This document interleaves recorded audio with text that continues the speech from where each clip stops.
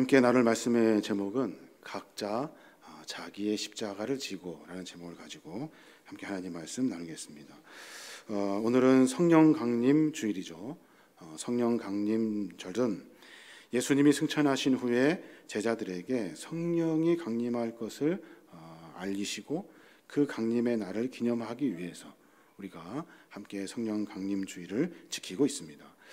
이날은 부활절로부터 50일째 되는 날, 그래서 우리는 이 날을 오순절이라고도 이야기를 합니다.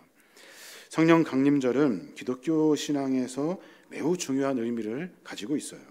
그 이유는 예수님이 승천하신 후에 제자들은 모두가 다 두려움과 불안에 빠져 있었습니다.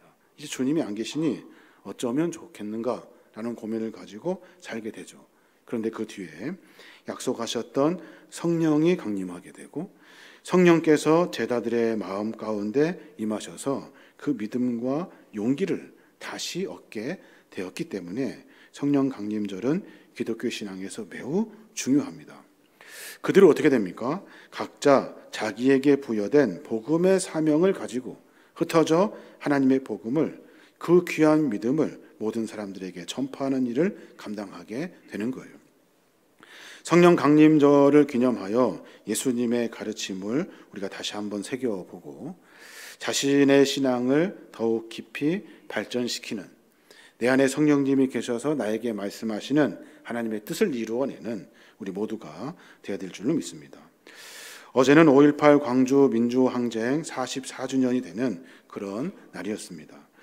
민족의 역사와 함께하는 우리 교단은 늘 5.18 민주화 운동 기념주의를 지키고 있죠. 이 땅에 하나님의 역사를 바르게 세우고 더 나은 사회를 만들기 위해서 지금보다 각자 우리에게 맡겨주신 주님의 사명을 감당해야 될 줄로 믿습니다. 오늘은 그 이야기를 한번 같이 나누어 보려고 합니다. 성령 충만하게 되면 하나님께서 우리에게 요구하시는 것이 있다는 거예요. 그 일을 통해서 하나님의 역사를 만들어 가게 되는 겁니다. 5.18 광주 민주화 항쟁 44주년을 기념하며 함께 모여 예배했는데 그 시간들을 통해서 여러 가지 생각을 해보게 됩니다. 잠깐 역사적인 사건들을 함께 나누어 보고 각자 자기 십자가를 질 수 있는 그런 은혜가 우리에게 있었으면 좋겠습니다. 여러분 잘 아시겠지만 5.18 민주화 운동은 1980년 5월 18일부터 27일 새벽까지 열흘 동안 전두환을 정점으로 한 당시 신군부 세력의 진압에 맞서가지고 광주 시민과 전남 도민이 비상계엄을 철폐하고 유신 세력을 척결하는 것을 외치면서 죽음을 무릅쓰고 민주주의의 쟁취를 위하여 항거했던 그런 역사적인 사건입니다. 인류는 안전하고 행복한 삶을 살기 위해서 국가라는 것을 만들죠. 국가를 만든 이유는 어제보다 더 나은 내일을 위해서 우리가 국가를 만들고 국가를 통해서 그 꿈을 이루어 갑니다. 그런데 사람들이 모이면 서로 권력 관계가 형성되게 되고 서로 협력하면 좋겠지만 힘의 불균형이 발생하게 되어서 서로 갈등하게 됩니다. 한쪽에서는 지배하게 되고 한쪽은 지배당하는 꼴이 돼버리고 말아요. 그래서 각자 그 욕망으로 말미암아 투쟁하고 다툼의 역사가 계속 반복되는 것을 알 수가 있습니다. 서로 거짓하고 속이고 폭력과 무질서가 난무하게 되면서 생존은 위협받게 되고 계속해서 불안과 두려움은 우리의 삶 속에서 깊이 파고들게 됩니다. 그래서 인간은, 우리 모든 인류들은 법을 만들고 국가를 만들어서 모두가 다 행복하고 평안하게 정의롭게 그 모든 문제가 해결되기를 원해요. 그런데 욕심이라는 것 때문에 모든 국가가 권력을 가진 사람이 욕심을 가지고 백성들을 지배하기 시작한 거예요. 그러면서 국가의 분쟁이 일어나게 되고 소수 많은 사람들이 어려움을 겪게 되는 겁니다. 많은 사람들의 역사들을 우리가 가만히 들여다보면, 우리나라의 역사를 보면 그 일이 도대체 언제부터인가 하는 생각들을 해보게 됩니다. 요 근래 근현대사의 시작을 저는 1961년 5월 16일 군부가 무력으로 대한민국 국가를 장악했을 때, 그때부터 저는 민주주의의 여러 문제들이 시작됐다고 생각합니다. 군부의 중심에는 누가 있었냐면 일제 강점기 일본 육군 사관학교를 졸업하고 관동군 소위로 임관한 박정희가 그 중심에 있게 된 거예요. 박정희는 노동자들의 값싼 노동력과 농어민의 희생을 바탕으로 해서 수출 중심의 선성장 후분배 정책을 내세워가지고 개발, 독재를 하고 삼선 개헌과 유신 헌법, 긴급 조치 이런 것들을 통해서 이 권력을 계속 짚고 가려고 하는 이런 욕심이 그 안에 있게 됩니다. 근데 그것도 잠시 부하했던 김재규에 의해서 그 총탄의 역사의 뒤안길로 사라져버리게 되죠. 그 뒤에 이제 민주주의가 시작될 것 같다라는 생각을 가지고 모두가 다 서울의 봄을 꿈꾸고 있었는데 전두환이라는 인물이 나옵니다. 전두환. 신군부는 국가 권력을 장악하기 위해 12.12 군사 정변을 다시 일으켜요. 그래서 결국에는 이 나라의 민주화를 뒤처지게 만들어버리게 되고 많은 사람들이 희생하게 됩니다. 그 어간에 44년 5월 광주의 일들이 벌어지게 되는 겁니다. 44년이 흘렀지만 아직도 수많은 사람들이 이 5월 광주에서 벌어진 국가폭력에 대한 이 트라우마에서 벗어나지를 못하고 있어요. 나라를 지켜야 할 군인들이 국민에게 총칼을 겨루게 되고 우리의 친구들, 가족들, 동료들, 이웃이 함께 옆에서 죽어가는 광경들을 다 보면서 그 충격을 벗어나지 못하고 있는 거예요.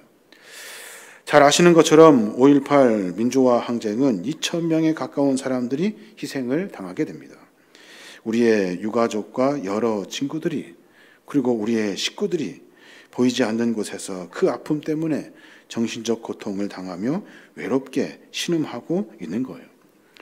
광주의 참상을 알리기 위해서 자신들의 삶을 바쳤던 수많은 젊은이들이 있었고 불의한 권력에 맞서 싸우다가 숱한 고문으로 몸과 마음이 만신창이 돼버려서 모두가 다 어렵고 힘든 일들 속에 빠져가게 됩니다. 5.18 민주항쟁은 한국 사회에서 지속적으로 전개된 민주화 운동의 원동력이 되었고 군부 독재에 결정적 타격을 가한 87년 6월 항쟁의 밑거름이 됩니다. 87년 6월 항쟁은 6월 10일부터 29일까지 대한민국에 일어난 대규모 민주화 운동이에요. 쿠데타로 나라를 장악한 전두환 정권은 군사 독재를 강화하고 민주주의를 억압합니다.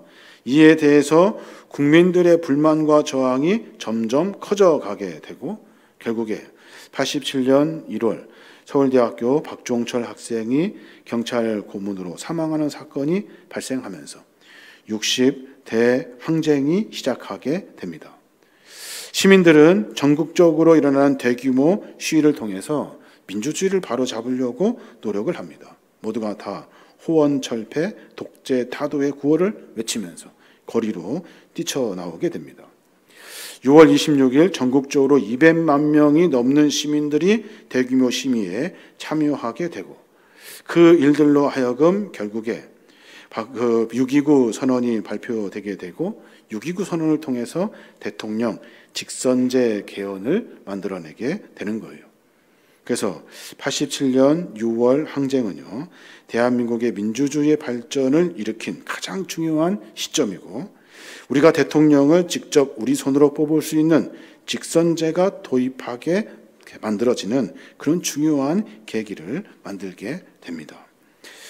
지금까지 우리는 민주주의를 만들어가며 그 일들을 이루어오고 있습니다. 80년 5월 18일 민주화 운동에서 87년 6월 항쟁에 이르기까지 광주를 비롯한 전 국민이 저항 운동과 참여 의식과 연대 의식을 통해서 서로 함께 민주주의 운동으로 말미암아 민주주의를 이루어가게 됩니다. 잘 아시는 것처럼 2011년 5월 18일 민주화 운동에 관련된 자료들이 유네스코 세계유산에 등재되게 됩니다. 우리 민족의 근현대사를 보면 독립과 민주주의를 위한 투철한 투쟁 정신으로 말미암아 그 일들을 이루어낸 거예요. 동학혁명부터 시작해서 3.1 독립만세운동, 4.19 혁명을 지나서 80년 5월 18일 광주 민주화 항쟁, 87년 6월 항쟁에 이르기까지 100년의 역사 속에서 우리가 민주주의의 열망과 염원을 가지고 위대한 대한민국을 계속해서 만들어 온 거예요. 생각해 보면 그 일을 누가 했냐는 거예요. 누가? 어떤 마음과 생각을 가진 사람이 했는지 우리가 분명히 알아야 하는 겁니다. 성령 강림 주일을 맞이해서 성령님께서는 우리에게 말씀하십니다. 네 안에 계신 성령님은 나에게 요구하고 계셔요.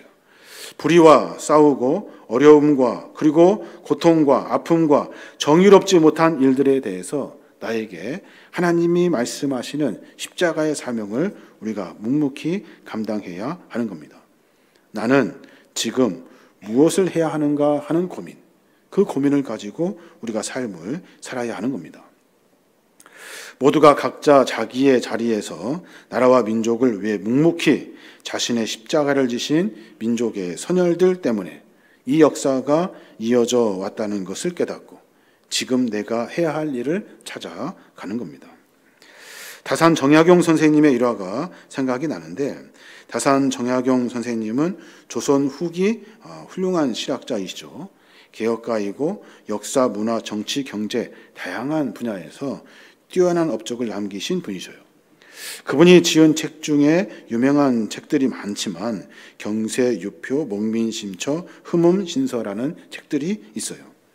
거기에 흠음신서라는 책이 있는데 그 책은 재판 과정에서 공정한 판결을 내리기 위해서 조선시대 최고의 법의학서와도 같은 그런 책이 흠음신서입니다. 그 책에 있는 내용을 한번 들여다보면 자기가 생각하기에 잘못됐습니다 라고 말하는 사람들, 항쟁과 투쟁을 하는 사람들을 다산 정약용은 어떻게 바라보고 있는가 하는 내용들이 기록되어져 있어요. 그 이야기를 조금 들여다보면 18세기 조선 개혁 군주라고 불리는 정조라는 사람이 있어요. 정조가 중요 요직에 있던 다산 정약용의 반대파 사람들, 그 사람들이 정약용을 못 살게 굴어요. 괴롭혀가지고 결국에는 뽑아내려고 하는 일들을 정조가 보고서 정약용을 보호하려고 부사직의 벼슬을 주어가지고 황해도 곡산으로 가게 합니다. 다산이 곡산 부사직에 부임하기 전에 이 지역에 농민 이계심이라는 사람이 있어요. 그 사람은 뭐 했냐면 주도를 해요. 민란을 주도해서 농민 운동을 일으킵니다. 문제는 뭐냐면 군포의 비리가 너무 심하다는 거예요. 군포 대금을 200냥에서 900냥으로 올려놓고서 그냥 다 착취하듯이 빼앗아 간 거예요. 이계심은 농민 1000명을 이끌고 곡산 관하로 가가지고 항의 시위를 벌립니다. 그런데 시위는 폭력적으로 발달되면서 결국에는 다 해산되게 되죠. 이계심은 수배자가 됩니다. 그리고 부임을 앞다툰 다산에게 좌의정 김희소가 그렇게 언급을 해요. 너 가게 되면 이계심이라는 사람이 있을 거다. 그리고 그 추종자들을 전부 다 잡아다가 사형을 시켜라. 왜냐하면 나라의 권력에 반한 사람들이기 때문에 국가 질서를 잡기 위해서 다 죽여야 된다라고 그렇게 조언을 합니다. 다산이 이렇게 부임하면서 그곳으로 내려가서 마음속에 아마도 그 일 때문에 고민하고 있었을 거예요. 부임하고 있는 그 다산의 길목에 갑자기 이계심이 나타나서 백성을 괴롭히는 10가지 항목들을 적은 문서를 전달하려고 합니다.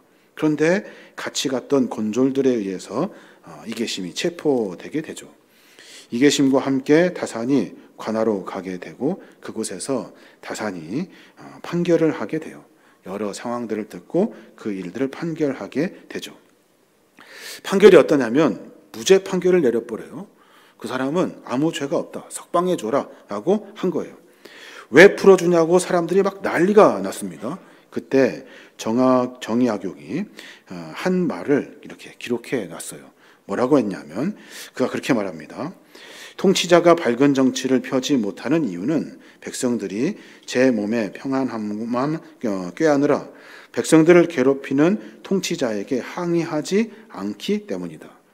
너 같은 사람은 천금을 주고 사야 할 사람이다 하면서 잘했다 칭찬하며 풀어주어요.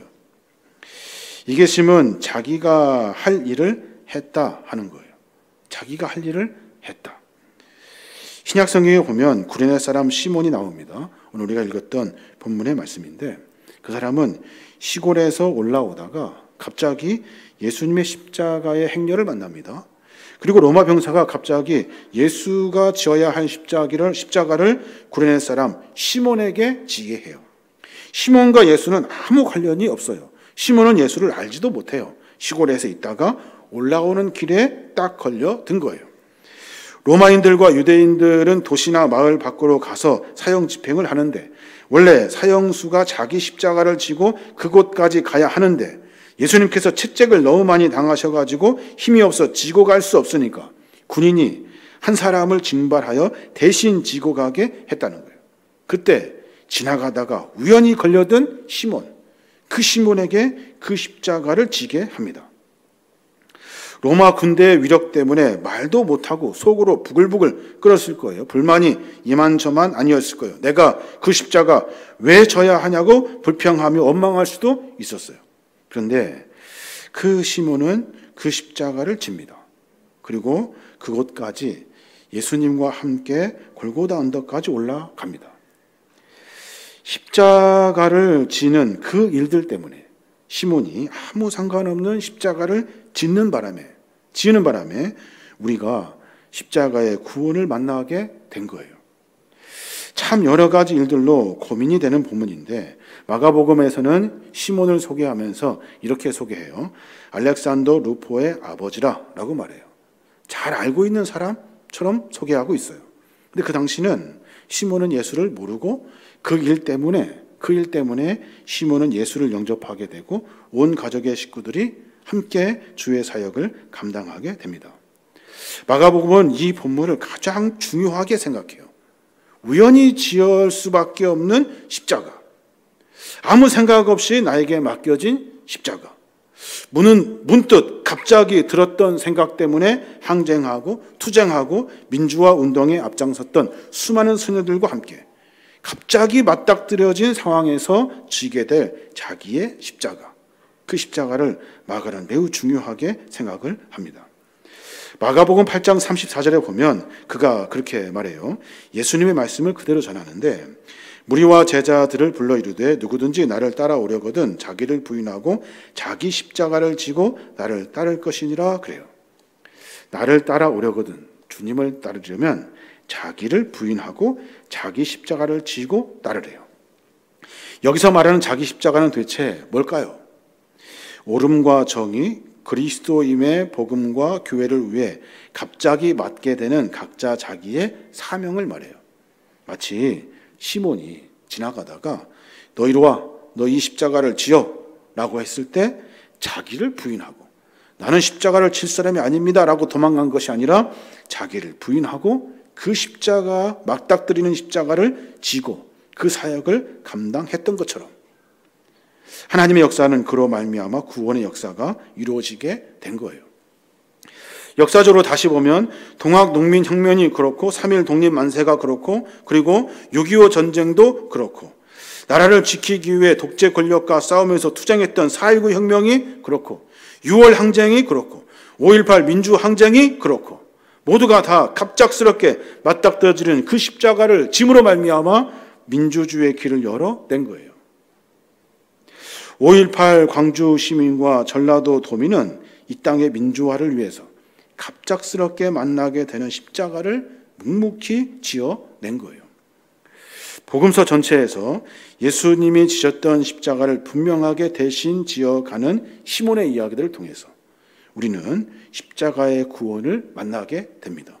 그 십자가는 예수를 따랐던 12제자가 그 십자가를 진 것이 아니에요. 예수님에게 고침받았던 수많은 사람들이 그 십자가를 진 것이 아니에요. 그저 길을 지나가다가 걸려들었던 시몬이라는 사람이 구원의 십자가를 진 거예요. 그로 말미암아 우리에게 민주주의와 구원과 여러 가지 일들을 통해서 오늘의 우리를 만들어내게 된 거예요.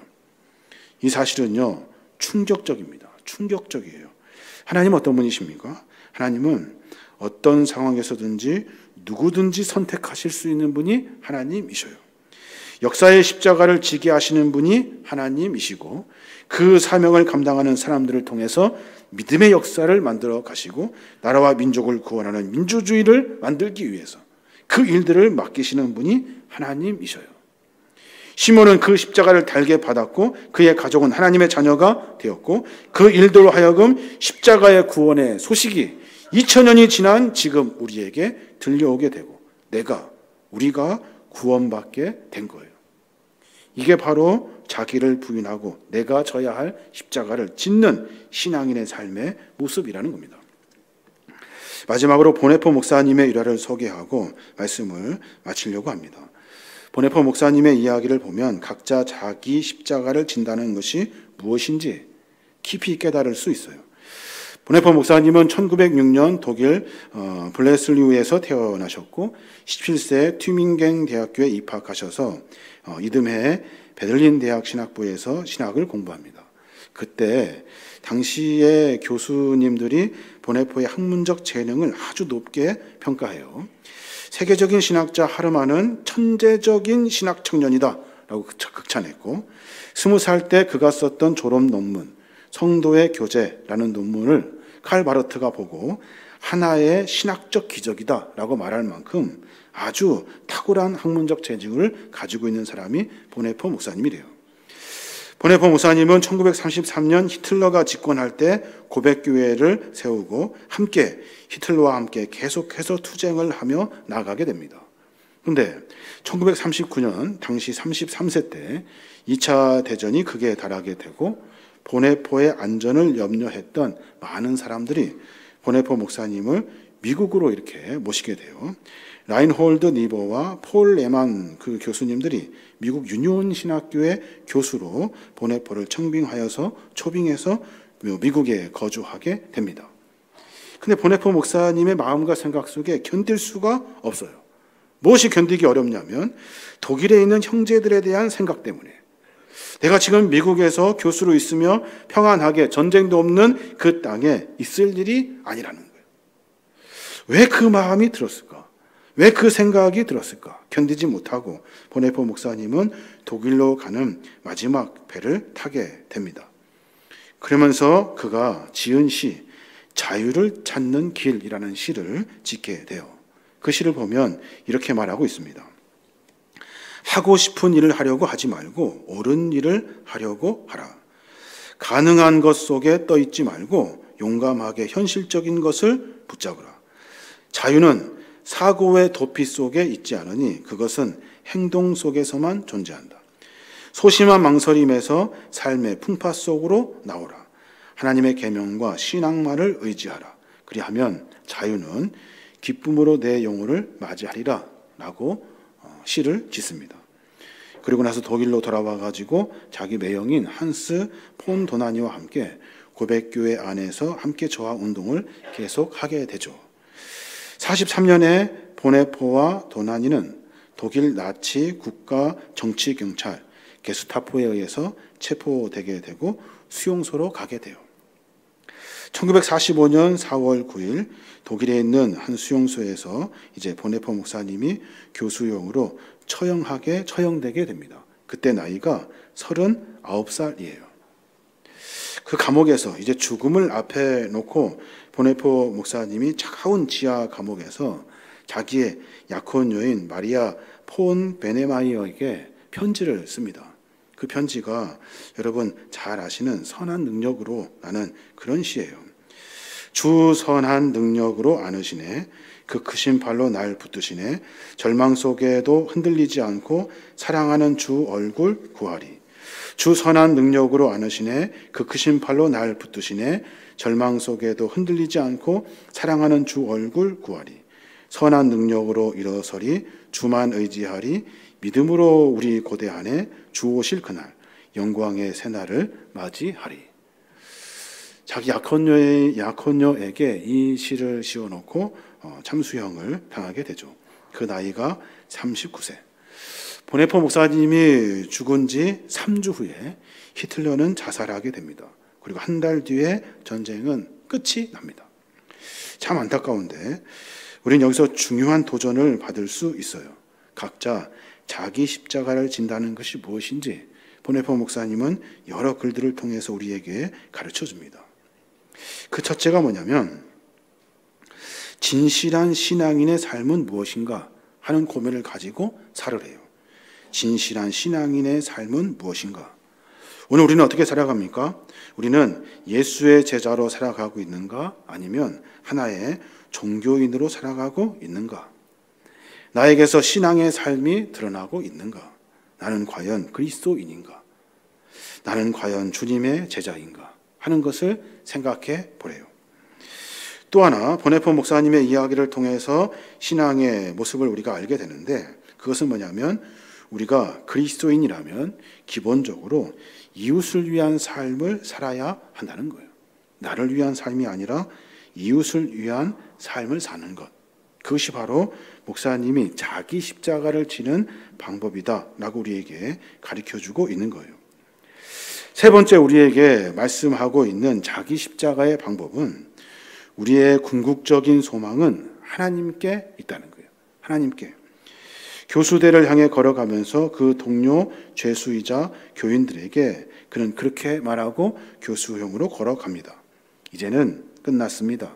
하지만 이것 또한 새로운 시작입니다. 하면서 묵묵히 그 교수형인 당하는 그곳으로 묵묵히 걸어가게 됩니다.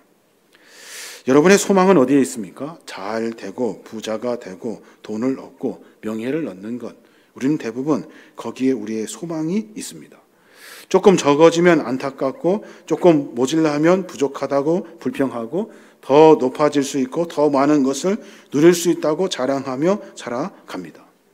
그런데 우리의 궁극적인 소망은 돈과 명예와 사람의 인정이 아니라 하나님께 있다는 거예요. 소망이 하나님께 있으면 죽음은 두렵지 않습니다. 죽음 이후에 하나님이 예비해 놓으신 천국이 있고 그로 말미암아 하나님의 믿음 안에 삶을 살아낼 수 있기 때문에 그래요. 목사님이 미국에서 독일로 온 이유도 바로 거기에 있어요. 소망은 그곳에 있지 않다는 거예요. 하나님에게 있다 하는 것을 가지고 그의 삶을 만들어 갑니다. 사랑하는 여러분, 자기 십자가를 진다는 것 참 어려운 주제가 아닐 수 없습니다. 우리는 시대를 살아가며 그때그때마다 우리에게 요구하시는 성령님의 음성을 들어야 합니다. 그 일을 통해서 하나님 나라를 만들어 가야 하는 거죠. 우리는 삶의 결단을 통해서 믿음의 길을 걸어가야 되고 그 일을 통해서 하나님께 영광 돌리며 나아가야 될 줄로 믿습니다. 우리 모두 그런 삶으로 말미암아 주 안에 승리하시는 저와 여러분이 되시길 바랍니다.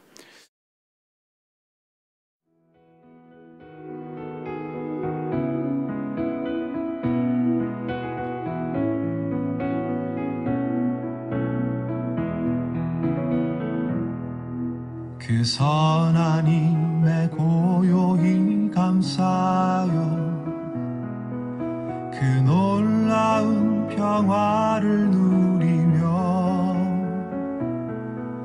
나 그대들과 함께 걸어가네 나 그대들과 아내를 여네 지나간 허물 어둠의 날들이 무겁게 내 영혼 짓눌러도 오 주여 우릴 외면치 마시고 약속의 구원은 이루소서 그 선한 힘이 우릴 감싸시니 믿음으로 일어날 일 기대하네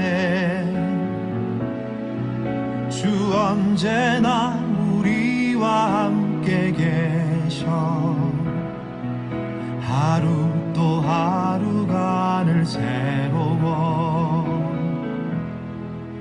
주께서 밝히신 작은 촛불이